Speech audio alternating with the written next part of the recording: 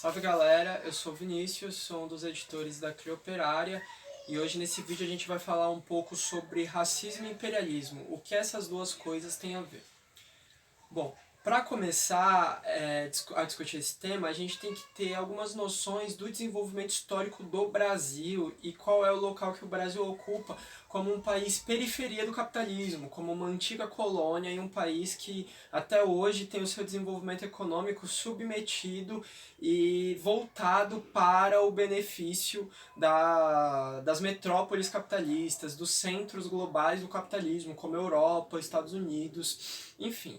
Bom, primeiro a gente tem que entender qual é a principal característica do desenvolvimento histórico do Brasil. É o modo de produção escravista, a escravidão negra, primeiramente indígena e depois negra, que aconteceu aqui quando éramos uma colônia de Portugal e depois ainda durante um século inteiro quando já éramos independentes. Bom, primeiro a gente tem que ter noção de uma coisa. A colônia, o jeito que ela estava posta, o sistema político e econômico ao qual a colônia respondia, naquele momento era o capitalismo comercial, né, o mercantilismo, a primeira forma, a primeira expressão do capitalismo ali na fase de acumulação primitiva de capital. Qual era a função da colônia? Era ser um local de também habitação, mas principalmente exploração e extração de riqueza, que seria revertida para o benefício da população, sobretudo das elites das metrópoles, no nosso caso era Portugal e Lisboa, enfim, a riqueza extraída das colônias ser revertidas para enfim, o benefício, o desenvolvimento econômico e a riqueza do Império Português. Para isso, para essa extração de riquezas e esse desenvolvimento, foi necessário, dentro dessa lógica econômica que é do capitalismo mercantilista da época, foi necessário uma política de superexploração do povo e da terra para que então esse processo de transferência de excedente, transferência de riqueza fosse concretizado. Então vejam, como aconteceu primeiro essa superexploração do povo, com a escravidão. Enfim, mais de 4 milhões de africanos foram trazidos para os portos brasileiros para que serem inseridos na lógica do sistema escravista. E aí a gente tem que ter noção sobre uma coisa, qual é a diferença entre escravagismo e escravismo. Escravagismo é um sistema onde a escravidão tem um papel social a ser cumprido, mas que ela não é o centro do desenvolvimento de determinada sociedade. Diferente do escravismo, onde a escravidão ela é o centro do desenvolvimento econômico e político de determinada sociedade, e também o escravo é um objeto dessa produção, ele também é uma propriedade desse modo de produção, ele é o trabalhador e objeto de produção centrais da sociedade. No escravagismo, o escravo ainda tinha direitos e geralmente ele se tornava escravo por dívida, por matar uma pessoa da qual uma família necessitava para se manter, e uma série de questões. No Brasil a gente teve o escravismo, então as pessoas escravizadas aqui nas terras brasileiras, elas não eram somente trabalhadores escravos superexplorados, mas também elas foram coisificadas. Foi tirado dessas pessoas o seu estatuto de humano, elas foram transformadas em propriedade privada, uma das coisas mais importantes do modo de produção capitalista. E a escravidão acontece, em última instância, porque na Europa, para o desenvolvimento do capitalismo ali no século XIV e XV, no seu nascimento, não existiam as condições ideais, como terra para ser explorada, mão de obra para ser explorada, porque muitas pessoas estavam mortas, a terra da Europa sempre foi escassa, e tinha uma demanda de mercado a nível já internacional muito forte a ser atendida. Então o processo de expansão colonial acontece se fundamentando em larga escala nessas duas questões. Agora, o que a gente tem que entender, o Brasil se desenvolve dessa forma, enfim, super explorando a população, desumanizando, coisificando a sua população, transformando ela em objeto e transferindo essa riqueza que aqui era extraída, que explorada, extraída, para as metrópoles, né, para os centros do capitalismo já naquele momento. E isso marca o desenvolvimento da economia aqui em solo nacional, inclusive na época do Império. Ou seja, a economia no Brasil, né, o desenvolvimento do Brasil existe para o desenvolvimento dos centros do capitalismo. Um autor brasileiro importante, que tem pontos problemáticos, mas que é muito importante, é importante ser lido para que esse processo seja entendido, é Caio Prado Júnior, um dos principais pioneiros da historiografia também marxista aqui no Brasil. Mas enfim, a economia do Brasil foi se condicionando a manter a economia dos centros do capitalismo. Quando acontece o processo de independência, não é diferente. O processo de independência no Brasil acontece num conchavo político interno dentro de Portugal, com a família real que tinha vindo para cá no começo do século XIX para fugir de Napoleão.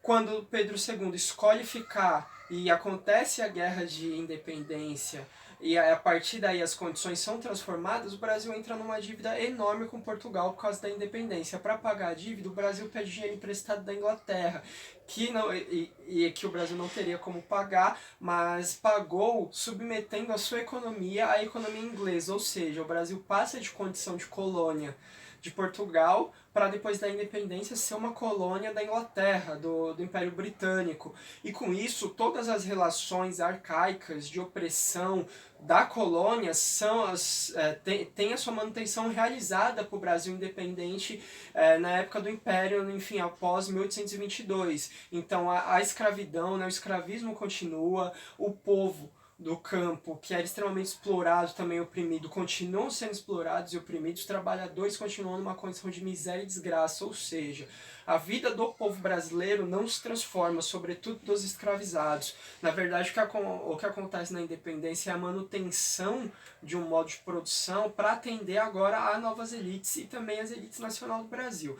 Durante o século XIX, o escravismo vai decaindo com o que Clóvis Moura vai chamar de escravismo tardio. Após a década de 1850, quando o tráfico de escravos é proibido, sobretudo por pressão da Inglaterra, começa-se uma decadência do modo de produção escravista no Brasil e, claro, nas outras colônias também. Só que no Brasil, as autoridades públicas do Estado passaram a utilizar do aparato legal para cometer o ato ilegal de realizar a manutenção da circulação de escravos que vinham da África para o Brasil. Ou seja, para responder à sua nova lógica de colônia, o Brasil continuou fazendo ilegalmente a manutenção do escravismo, enfim, para a sua nova metrópole, que era a Inglaterra. E aí que se desfaz um mito de que o Brasil aboliu a escravidão por causa de pressão da Inglaterra, que queria um mercado de consumo, queria que o escravo se tornasse trabalhador e passasse a consumir para o capitalismo industrial e tudo mais. Quando, na verdade, a Inglaterra se beneficiou até o último momento do escravismo no Brasil, para impulsionar a sua economia, e aí através de construção de ferrovias, trazendo indústria para o Brasil, enfim, recebendo excedente de produção do campo e uma série de questões. Mas o que acontece? O Brasil, no seu processo tardio de abolição do modo de produção escravista, para conseguir responder agora a sua nova lógica de economia dependente da Inglaterra, conseguiu fazer com que, graças a isso, todo esse tempo levado, quando a escravidão foi abolida no Brasil, o Brasil se tornasse, e aí Clóvis Moura aponta isso, o Brasil se tornasse um país de modernidade capitalista no sentido econômico, mas de relações sociais arcaicas que foram preservadas pelo processo tardio de abolição da escravidão, ou seja, um capitalismo moderno no sentido econômico, que nem tão moderno assim, com as relações sociais arcaicas do modo de produção escravista sendo transformadas e realocadas agora na nova lógica de produção, que era o Brasil assalariado, de trabalho assalariado e livre. Isso é muito importante da gente entender. Por quê?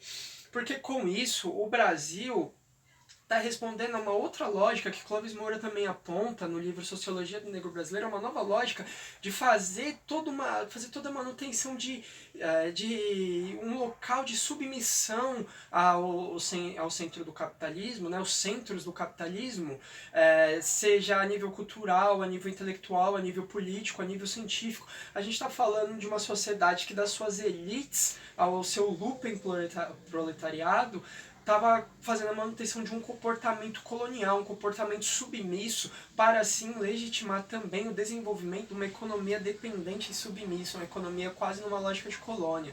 E entre Florestan Fernandes, Rui Mauro Marini, Caio Prado Júnior, Clóvis Moura, Lélia Gonzalez, todos vão apontar esse processo acontecendo no Brasil pós-término da escravidão. E até outros intelectuais que estão bem mais distantes do marxismo, como Abdias Nascimento, por exemplo, vai apontar exatamente a mesma coisa.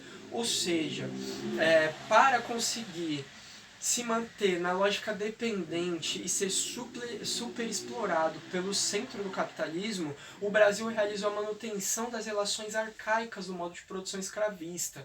Ou seja, o que a gente tem que entender com isso? O racismo no Brasil ele está condicionado ao imperialismo, à economia dependente do Brasil. E isso se desemboca em várias relações de poder, porque veja, um país de economia dependente, de capitalismo atrasado e periférico, ele necessariamente é violento, é selvagem, seu capitalismo é selvagem para o seu desenvolvimento e sua manutenção.